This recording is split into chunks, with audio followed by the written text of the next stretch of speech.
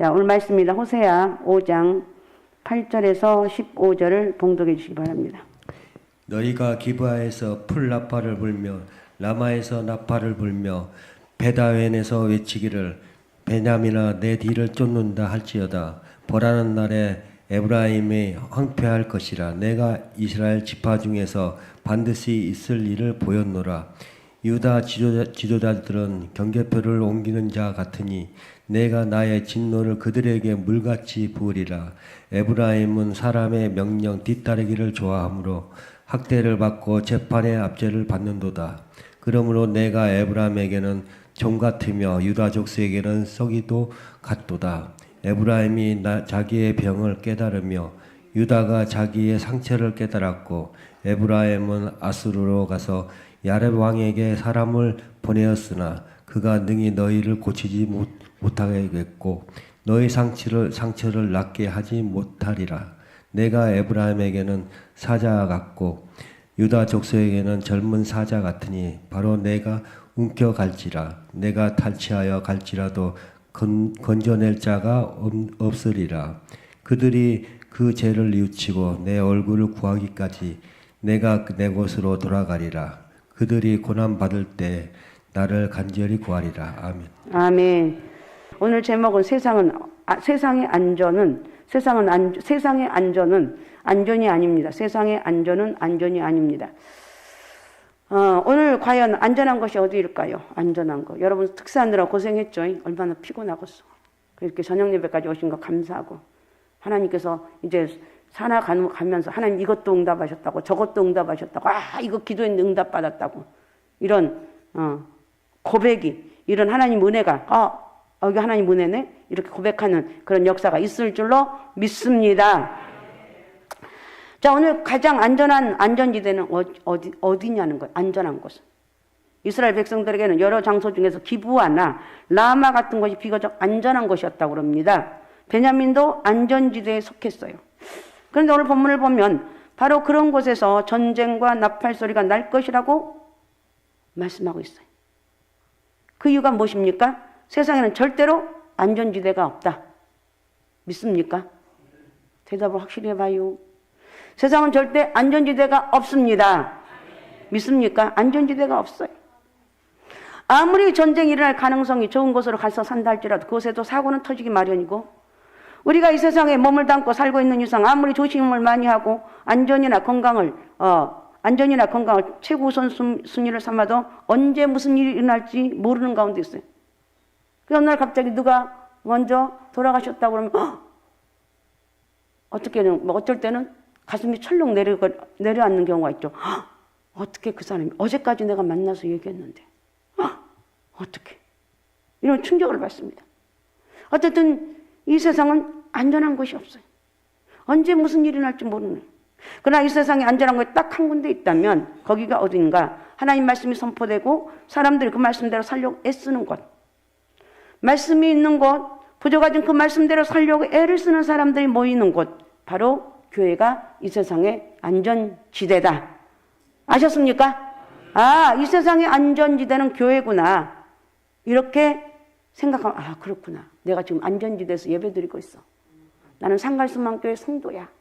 내 이름이 상갈수망교회 이름이 딱 적혀 있어. 나 안전한 거야. 이스라엘 백성들이 어리석은 점은 어디 있는가? 하나님께서는 이스라엘을 안전지대로 주셨어요. 그런데 그들은 그 하나님의 안전을 세상 사람의 안전으로 바꿔버렸어요. 사람들로 안전을 바꿔버렸어요. 이 세상에서 하나님 말씀 하나 붙들고 살아가는 부족한 것이 너무나 많습니다.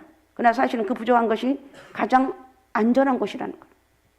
왜냐하면 하나님께서 그들을 지켜주시고 그들을 언제나 불쌍히 여겨주시기 때문에 그렇다는 거예요. 그러나 하나님의 안전을 버리고 스스로 강해지려고 했을 때 이스라엘 나라가 어떻게 될 것인지 오늘 본문은 잘 보여주고 있습니다. 자, 8절 한번 읽어주면 8절.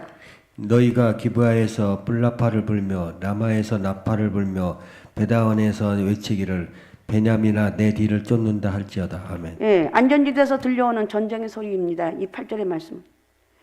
기브아라든지 베다원이라는 곳은 이스라엘 지역 중에서 가장 안전한 곳이 안전한 곳. 쉽게 말하면 안전지대라고 말할 수 있습니다. 기브아와 라마 혹은 베냐민 땅은 이스라엘과 유다의 경계 지역에 있는 거예요. 주로 전쟁이 터지려면 북쪽이나 남쪽에서부터 시작되기 때문에 중간에 있는 이곳들은 피해가 가장 적은 곳이었어요. 그런데 오늘 본문에서 호세아가 부르짖는 것이 무엇인가? 가장 안전하자고 생각했던 여기서부터 전쟁 나팔 소리가 울려 퍼질 거라고 말하고 있어요. 너희가 기브아에서 불나팔을 불며 라마에서 나팔을 불며, 이것은 무슨 뜻입니까? 지금까지 이스라엘 사람들은 가장 안전한 것이 기브아나 라마라고 생각해서 거기에 땅을 많이 사놓고 거기에 별장을 짓고 나름대로 피난 갈 준비를 다 해놓고 있어. 아, 우리는 여기 있으면 안전해. 괜찮아. 이리 와. 괜찮아. 우리 가정 여기서 똘똘 뭉쳐 살면 돼. 그리고 혹시 기브아나 라마가 여기 있지 않으면 베냐민 사람의 땅으로 도망칠 준비까지 해놨어요. 그러나 그 다음 전쟁이 터질 것이 베냐민이라고 선포하고 있다는 거예요.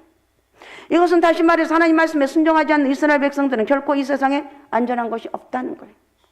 여러분, 하나님 말씀대로 살아가고 있습니까? 아니면 세상에 기웃거리고 살아가 있는지, 아니면 하나님과 세상하고 딱 중간자리에 서 있든지, 이제 이걸 버리라는 거예요.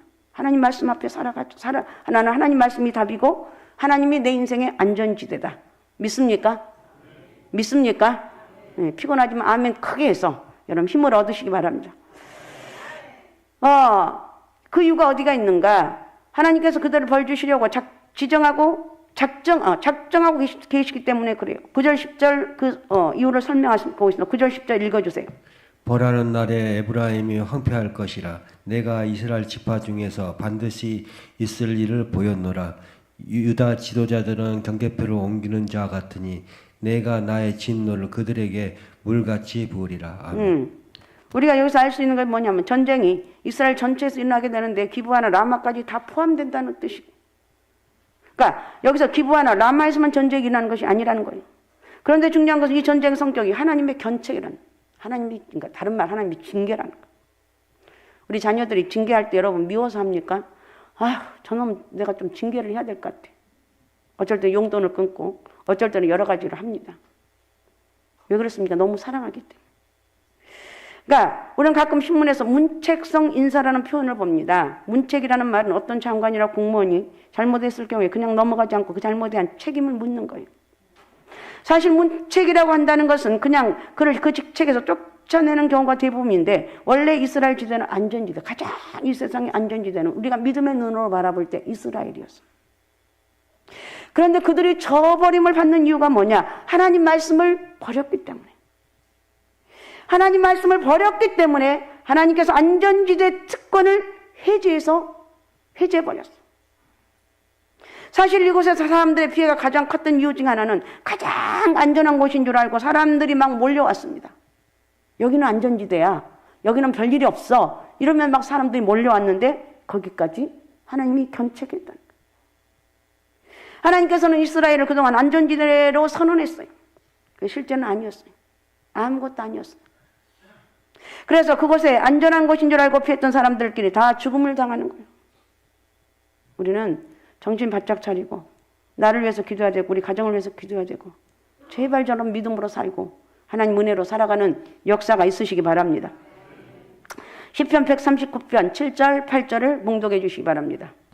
내가 주의 영을 떠나 어디로 가며 주의 앞에서 어디로 피하리까? 내가 하늘에 올라갈지라도 거기 계시며 수월에 내 자리를 펼지라도 거기 계시니이다. 예, 내가 주의 영을 떠나서 어디로 가며 주의 앞에서 어디로 피하리까? 내가 하늘에 올라갈지라도 거기 계시며 수월에 내 자리를 펼지라도 거기 있나이다. 지옥 같은 거기까지 있다. 고통 가운데 있는 그 자리도 있다. 물론 하나님 모르는 자들이 자기의 성을 쌓고 나름대로 전쟁 준비도 하고 군사들도 훈련시키는 것이 안전 대책이겠죠. 그리고 다른 나라들과 군사동맹을 맺어서 서로 협력관계를 유지하는 것이 스스로를 안전하게 하는 길이라는 거예요. 그러나 사실 그것도 완전한 안전 대책이 아니라는 거예요. 하나님께서 내버려 두실 때만 안전한 것입니다. 그러나 하나님 백성들은 안전한 자기들에게 있지 않아요. 오로지 하나님 말씀 앞에 살아갈 때, 하나님 뜻대로 살아갈 때 거기에 우리는 안전지대 가운데 있다는 거예요. 하나님 말씀 붙들고 망하려고 하면 망하지 않아요. 그런데 이스라엘 백성들의 문제가 어디가 있는가? 그럼 이스라엘 백성들의 문제가 뭐예요? 이렇게 말할 수 있어요. 11절을 읽어주기 바랍니다. 11절. 에브라임은 사람의 명령 뒤따르기를 좋아하므로 학대를 받고 재판의 압제를 받는도다. 예, 이 구절은 번역하기 어려운 구절인데 그 이유는 바로 명령이란 단어 때문에. 여기서 명령은 히브리어로 싸우다는 의미가 있는데 이 말도 분명하지 않다고 그러죠. 그래서 많은 영어 성경학자들은 철자는 다르지만 발음이 비슷한 바로 우상으로 번역을 했습니다. 즉 에브라임이 우상을 섬겼기 때문에 벌을 받는다는 뜻이라는 거예요. 에브라임이 우상을 섬겼기 때문에 이렇게 진노를 받는다는 거예요. 그런데 우리말 성경 그런 영어 번역을 따르지 않고 명령이라고 번역했는데 하나님 명령과 혼동되니까 사람이란 말을 넣어서 사람이란 명령이라고 사람의 명령이라고 번역하고 있다는 거예요. 자, 이스라엘 백성들은 하나님 말씀을 따르지 않고 사람의 명령을 따랐습니다. 다시 말해서 자기 자신을 지키는 하나님 방법이 아니라 세상적인 방법을 택했다는 거예요. 우리가 역사서를 읽어보면 이스라엘 왕들에 대해서 악한 여로보암의 길을 따랐더라 두 가지예요. 조상 다윗의 길을 따랐다 하고 그 다음에 악한 여로보암의 길을 따랐다, 이 두 가지예요. 다윗의 길은 따랐다는 것은 이것은 믿음으로 살았던 하나님이 축복하는 왕들이었고 여로보암의 길을 따랐다는 건 다 악하고 하나님을 떠났던 우상 숭배하는 그런 왕이었다는 거예요. 이것이 계속 나와요. 계속 나와요. 여로보암의 길이라고 하는 것은 하나님 말씀 버리고 세상 방식으로 잘 되려고 했다는 거예요. 나는 이렇게 예수 믿던 사람도 아이고 내가 주일 안 지켜 교회 안 다니니까 이렇게 잘 되네. 처음엔 잘 될 수 있어요. 그러나 결국은 가다 보면 그것이 잘된 것이 아니라 망할 장망성이라는 거예요. 장차 망할 수밖에 없는 성이 세상으로 가는 길이에요. 조금 여러분 번거롭다고 조금 내가 희생해야 된다고 내가 기도하고 내가 예배드리는 것이 여러분 그것이 힘듭니까? 성령의 역사가 있게 되면 기뻐하며 감사하며 예배드릴 수가 있어요. 그런 은혜가 여러분 가운데 있으시기 바랍니다. 그래서 하나님 말씀을 따르는 백성들이 안전할 수 있는 건 이 세상 어느 곳에도 없어요. 그들이 만든 수만 가지 방법들이 그들을 돕지 못한다는 거예요. 가장 안전한 것으로 피했다고 스스로 생각했지만 그것이 바로 사자 입속에 들어가는 거예요. 이 세상이 가장 안전한 것이 어디인가? 하나님 말씀이 있는 곳이다.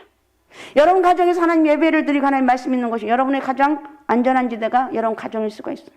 그러나 질만큼 하나님께 올라서 예배 드리며 또 봉사할 것 있으면 봉사하고 헌신할 것 있으면 헌신하고 그래서 내가 인간적인 방법으로 하는 것이 아니라 내 영혼이 기뻐서 하나님 앞에 봉사하고 헌신하는 것이 이것이 정답이고 축복이라는 거.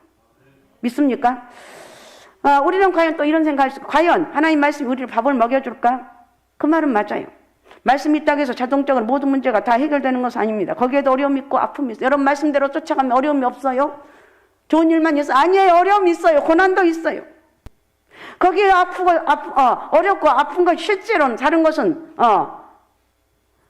내가 지금 이곳에서 하나님 말씀대로 살아가며 순종하면서 아프다 할지라도 사실은 아무 걱정 없는 편안한 삶보다 훨씬 더 안전하다는 거예요.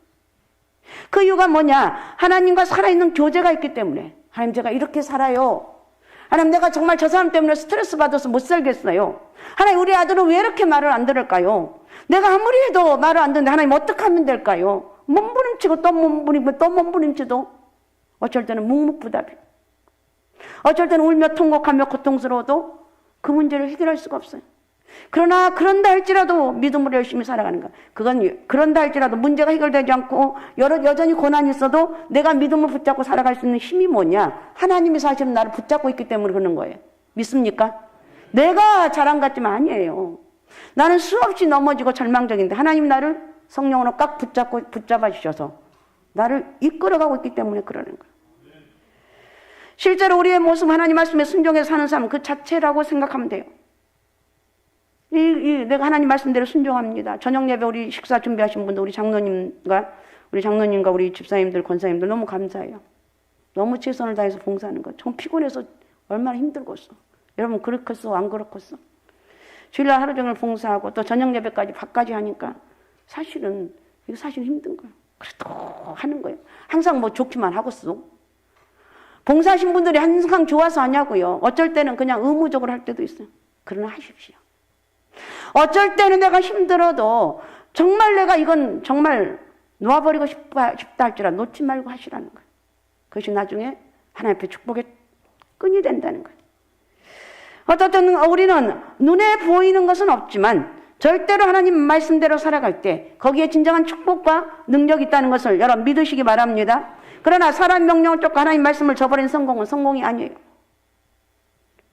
거짓된 평안은 곧 드러나게 돼요. 변책하는 날이 있다는 거예요. 여러분 현재 성공인 안정된 그 삶을 믿지 말라는 거예요. 하나님을 떠나서 나 하나님 앞에 이렇게 했는데 지금 내가 잘 되고 있다. 절대 아니라는 거예요. 오히려 그런 평화와 부여 가운데 나팔 소리를 들으라는 거예요. 전쟁에서 호각 소리를 듣고 믿음으로 다시 내가 똑바로 살아가려고 결단하는 거예요. 알았습니까? 그런 은혜가 있으시기 바라고. 그 다음에 두 번째 유다와 이스라엘 정책입니다. 하나님께서 유다와 이스라엘에게 가장 싫어하시는 정책을 하나씩 예로 들고 있습니다.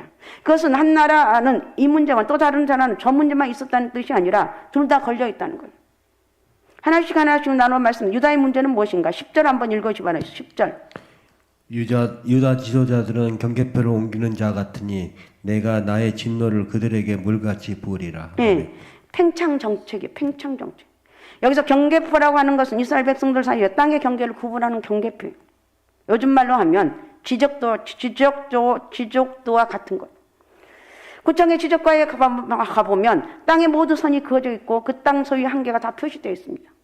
그래서 경계표를 옮기는 것은 불법으로 자기 땅의 경계를 넓혀서 다른 사람의 땅을 그만큼 차지한다는 거예요. 현재 우리와 고대 이스라엘 땅에 대한 법이 완전히 다르다는 것을 우리는 알 필요가 있어요. 현재 우리는 땅이 개인 소유로 되어 있어서 얼마든지 사고 팔 수 있는데 그러나 고대 이스라엘이나 유다에 있어서 땅은 절대로 매매 대상이 될 수가 없어요. 땅은 절대로 돈으로 사고 팔 수 있는 것이 아니라는 거예요. 왜냐하면 하나님께서 각 가정에 나눠주신 것이기 때문에 한 번 소유하면 영원한 소유한 거예요. 그래서 이스라엘이나 유다에서 경계표를 옮겨서 땅을 넓히는 것은 하나님의 법을 어기는 거라고 이렇게 말하고 있어요. 그러면 유다에서 경계표를 옮긴다는 것이 무슨 뜻인가? 유다의 사람들은 흉년이 들면 이웃의 부자들로부터 곡식을 빌릴 수밖에 없었어요. 그런 부자들은 비싼 이자를 먹였고 그것을 갚지 못하면 땅을 포기하게 했습니다. 그런데 유다의 법은 그건 절대 안 된다. 땅은 옮길 수 없다. 땅의 경계표는 부자든지 가난한 자들 변경이 불가능하다고 이렇게 밀고 나갔지만 가난한 자들이 아무리 빚이 많아도 땅은 빼앗기지 않으니까 다시 살 수 있었습니다. 그런데 유다 유정자들이 이 부분을 양보한 거예요. 다시 말하면 양보는 뭐냐? 각자의 합의한 경우에는 땅 소유도 변경될 수 있다. 사실은 자기들에게 유익하려고. 그러니까 정책이 부자를 위한 정책으로 바뀌어버렸어요. 땅은 어떤 일이 있어도 그 주인이 한번 하나님 한 것은 변할 수가 없는데 변할 수 있다는 거예요. 너희가 그렇게 많은 빚을 졌는데 넘겨줘야 되지 않겠니? 이스라엘 정권을 잡은 자들 이것은 어떤 경우에도 안 된다. 이것은 하나님 율법에 금지된 것이다 하고 밀고 나갔다면 하나님께서 그들을 기뻐했을 것이고 유다도 계속 안전지대로 남아있을 수 있었을 것이다. 이렇게 성경은 말하고 있어요. 다시 말하면 부자를 위한 정책의 변경이 유다의 안전을 위태롭게 만들었고 부자들을 위한다고 했지만 실제로는 부자들 자신을 위협하게 만든 거예요. 위험하게 만들었다는 거예요. 하나님이 주신 법 안에서 행복한 건 절대 죄가 되지 않아요. 그런데 왜 율법의 범위를 넘어서서 잘 되려고 하느냐는 거예요. 하나님 백성들에게 중요한 건 하나님께서 나에게 주신 걸 잘 지키는 거예요. 하나님께서 나에게 주신 땅, 하나님께서 나에게 주신 가정, 하나님께서 나에게 하라고 하신 일, 이 모든 것을 잘 지키는 거예요. 그래서 수익이 더 많다고 해서 당장 무엇을 바꾸지 않는다는 거예요. 특히 하나님께서 나에게 준 은사나 선물로 생각하는 것들은 다른 사람들이 잘 알아주지 않고 힘들다고 해서 쉽게 버리지 않아요. 하나님께서 각 사람에게 주신 건 매우 아름다운 것이고 하나님에게 나에게 주신 거 다 사람들이 장점이 있더라고요. 그죠? 나는 무엇을 못해. 그런데 깊이 들어가면 그 사람의 좋은 장점이 수도 없이 많아요. 믿습니까? 그러니까 우리 위축될 필요도 없어. 내가 사람들에게 보이는 걸 잘한다. 이렇게 잘한다면 그것도 잘난 척할 이유가 없어요. 내가 갖지 못한 거 다른 사람이 가졌다는 거예요. 다만 내가 가진 것들이 있다면 이것을 하나님의 영광으로 해서 쓰임받게 되는 게 이것이 하나님 앞에 진정한 축복이라는 거예요. 아셨습니까? 사사기에 나오는 기드온은 큰 용사였습니다. 그러나 그는 자식 부분에서 하나님 뜻에 순종하지 못합니다. 너무 많은 자식. 70명이나, 여러분 자식이 70명이나 되었다니까요. 놀래지도 않네. 이럴 때 엄마 억지로라도 놀려죠. 엄마 어떻게 70명이나. 그 당시엔 자식이 많은 것이 큰 능력이었어요. 그런데 그 자식 중에서 아비멜렉이라는 아들이 세겜 사람들과 뜻이 맞아서 70명 아들 다 죽여버렸어요. 세겜에서 왕노릇합니다. 그런데 이 죽음에서 간신히 도망친 아들이 하나 있었는데 그게 요담이었어요. 요담 산 위에서 도망치면서 그리심산 위에서 세겜 사람 불러놓고 이런 말합니다. 나무들이 자기들의 왕을 뽑기 위해서 감람나무에게 가서 부탁했습니다. 그럴 때 감람나무는 자기의 기름은 하나님과 사람을 영화롭게 하는데 어떻게 그것을 버리고 나무들 위해 요동하겠냐. 나는 아니다. 이렇게. 그래서 나무들이 무화과 나무를 찾아가서 왕이 되어달라고 부탁을 하죠. 그랬더니 무화과 나무가 내 단거 아름다운 실과를 두고 어떻게 나무를 위해서 내가 요동하겠나. 노후했어요. 포도나무에게 부탁해도 대답은 마찬가지였어요.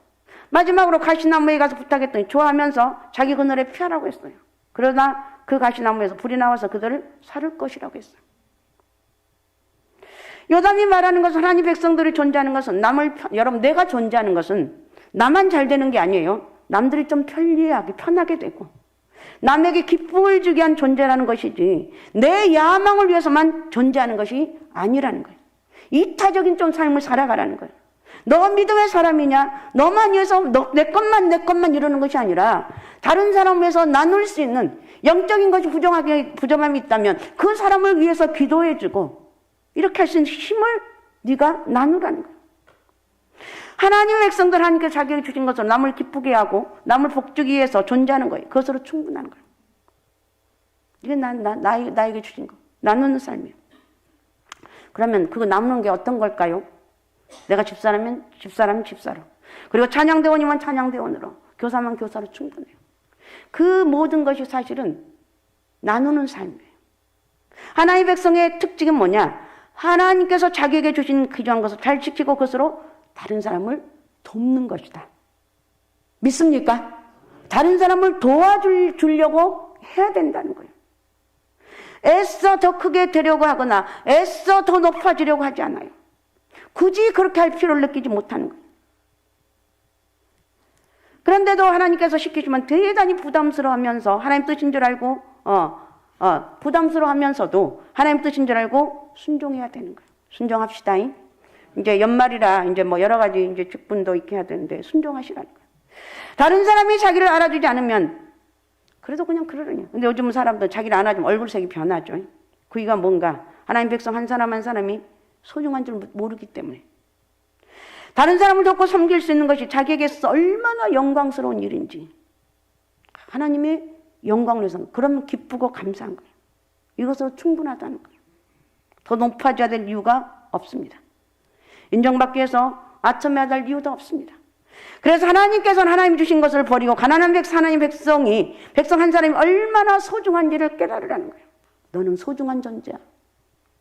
당신은 존귀한 사람, 당신은 소중한 사람. 그 옛날 우리 많이 했잖아요. 당신은 사랑받기에 뭐 있죠? 당신 너무 소중한 존재라는 거예요.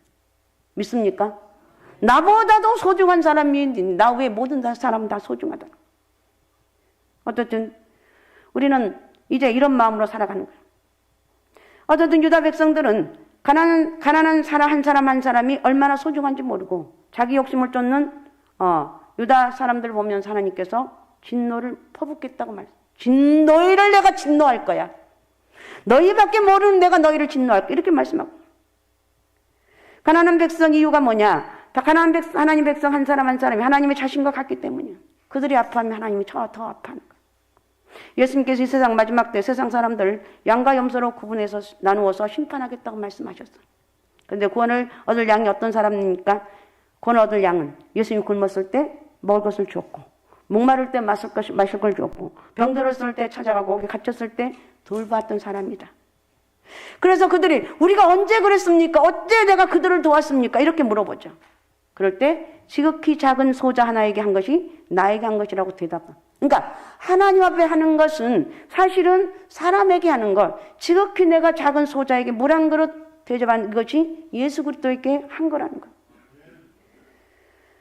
그리고 마찬가지로 염소로 구분돼 분류된 사람들에게 내가 굶었을 때 먹을 것 주지 않았고 목마랐을 때 마실 걸 주지 않았고 병들었을 때 찾아오지 않았다.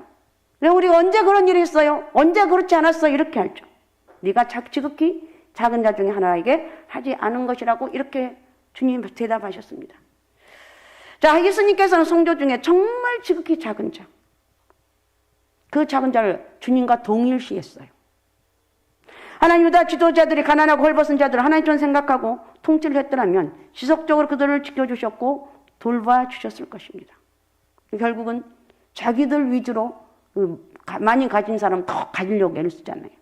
자기 부자 위주로 정책을 신뢰했을 때, 선회했을 때, 이렇게 선회했을 때 그들은 하나님의 진노를 사고 말았다. 믿습니까? 이게 하나님의 진노라는 거예요. 자기들만 잘 먹고 잘 살아가는 게 아니에요. 우리 믿음의 사람들, 우리 CLA라뇨, 우리 학교, 고등학교 지금 지려고, 그 얘기 또 너무, 하여튼 지려고 그래요. 근데 어쨌든 이것들도 나누는 삶이에요. 자, 이스라엘의 지도자의 문제는 무엇인가? 13절을 한번 읽어주시기 바랍니다. 13절. 에브라임이 자기의 병을 깨달으며 유다가 자기의 상처를 깨달았고 에브라임은 아수르에 가서 야랍 왕에게 사람을 보내었으나 그가 능히 너희를 고치지 못하겠고 너희 상처를 낫게 하지 못하리라. 네. 에브라임 자기 병을 깨닫고 유다가 자기 상처를 깨달았다는 말은 그들이 근본적으로 자기의 병이 원인을 알았다는 뜻이 아니에요. 현실적인 여러 어려움에 대하여 깨닫기 시작했다는 거예요. 저공을 내야 되는데 낼 만한 돈이 없거나 흉년이 들었는데 곡식을 구할 수 없다는 거예요. 별 문제가 없는 줄 알았는데 비로소 여러 가지 어려움들이 불거지고 있다는 거예요. 내가 잘 먹고 잘 살려겠는데 하나님이 딱 간섭을 하니까 어려움이 생겼다는 거예요. 그래서 자기들의 무력함을 느끼기 시작하고 그때 그들이 두려움이 왔다는 거예요. 그래서 그들은 아스로 강대국을 의지했고 결국 그렇게 함으로 북이스라엘이 멸망을 당하고 남유다가 바빌론에게 멸망을 당했습니다. 그러니까 오늘 이런 모든 것들 여기서 말씀의 결론을 할 말이 많이 다 결론을 내릴게요. 우리가 하나님의 은혜 안에 사는 것, 정말 하나님을 의지하는 것, 이것이 좋으면서 내 여건 환경이 좋아서만 하면 사람들이 나를 무시할 수가 없어요. 근데 나 환경 여건은 정말 지독하기도 힘든데 하나님 믿는다고 초라한 내 모습을 보면서 사람들이 나를 조롱해. 그걸 견딜 수가 없어요.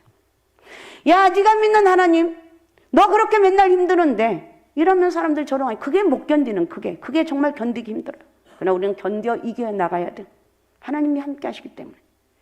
그래서 누가 뭐래도 영원한 하나님의 모든 인생의 축복의 통로는 하나님께 모든 초점을 맞추는 것이다.